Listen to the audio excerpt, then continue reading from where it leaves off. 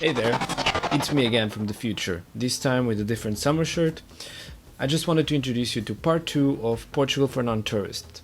And if you like this video, please don't forget to give me a thumbs up and consider subscribing. And with that, let's jump in. So stage 1, Matosinhos, Povo de Varzim. The beaches are actually much nicer after you get outside of Matosinhos. Unfortunately, Portugal had many years of very strange constructions, and that's why I often forget Portugal is actually the most Western European country geographically. We also had to make a small detour along the way because there was construction on the wood walks on the beach, so we had to go through these water cleaning facility and the smell was so awful. But hopefully when you do your trip it will be fine then. And although the weather was not the nicest, the strong winds and the rain made the journey a bit more epic. And in some of the points we were really the only people on the track, and so it really seemed like we were going towards the end of the world.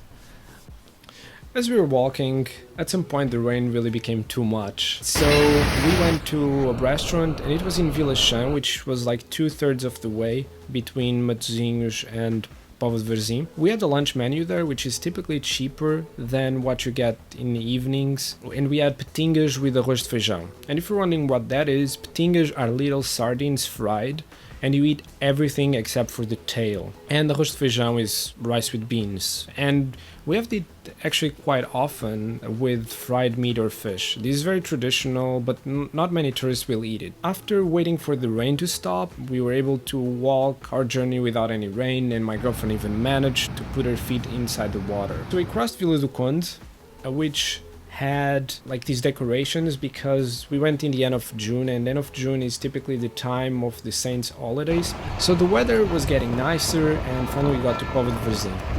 We were exhausted, especially our feet, but I was not ready then. I had to stop to do some sports. I do them every second day. No excuses. And by the way, Povo de Varzim is the perfect example of ugly buildings, but the beaches are nice. Stage 2, Povo de Varzim, Esposende. The path here is not very different from the first day. We stopped in Apulia to go a little bit to the beach, and I thought my girlfriend to do this thing with 2 Pringles. Am I the only one who did that when I was a child? Afterwards we added to Esposende, and if you have time and your legs are still not hurting too much, you can go to Feijão, which is a nice village with a river on the way to Esposende. I used to go there in summer with my grandparents. So stage 3, Esposende, Viana do Castelo. Esposende is a very small city, very nice, so if you have time you can also take a look around. It will not take you too much time to visit. Also, I was very surprised they actually have brunch places there, and Portugal doesn't have a very big brunch culture. That's what you should keep in mind. So for us it was a pleasant surprise because we wanted to be full for our journey in that day, and actually you should do the same because on that track between Esposende and Viana do Castelo you'll not find too many restaurants, so you should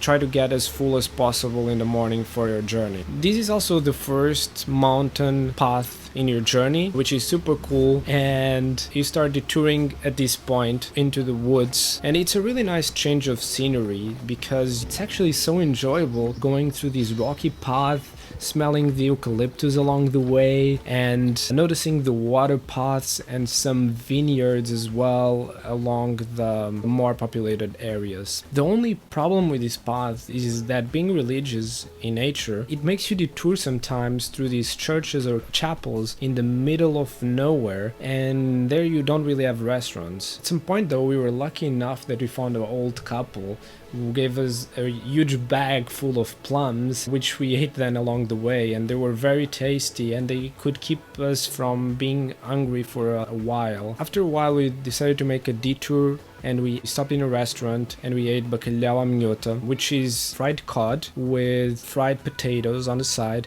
and an onion sauce. It's very good, very traditional, and I totally recommend. Viana do Castelo to Vila Praia d'Ancora. If you have time in Viana do Castelo, really take a time to visit the attractions. It has something like Zimbório, which is very interesting, and you have a view over the entire city. More important for me, you should go to Natário and taste their Bolas de Berlim. And this is something you should do even if you're German. I mean, even though Bolas de Berlim are actually from Germany, you should definitely try them in Natário, because they are unlike any Berliners you'll have. And you see every day a huge line of people going there to eat them. So it's not just me saying it, and I'm not sponsored for this. Also on the path in Vienna you'll see beaches again, because Vienna is the intersection between a river and sea, and there you can see some small rivers going into the sea. It's very cute, and the beaches are also rocky, so probably not the best for tanning, but they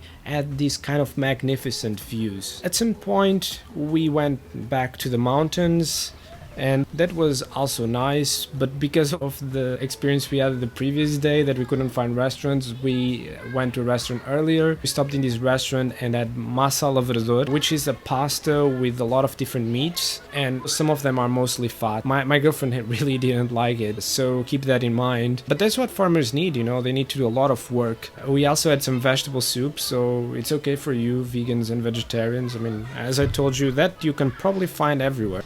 And I really liked the path along the way. The houses on the path were old but well kept. They had a certain charm and robustness that you don't see in houses these days. And also they seemed perfectly integrated in the environment. And along the path you see some nice flowers, creeks, and eventually rocky roads. And at the same time we were already very exhausted from the trip. I mean, my girlfriend was really exhausted. I never complain, never.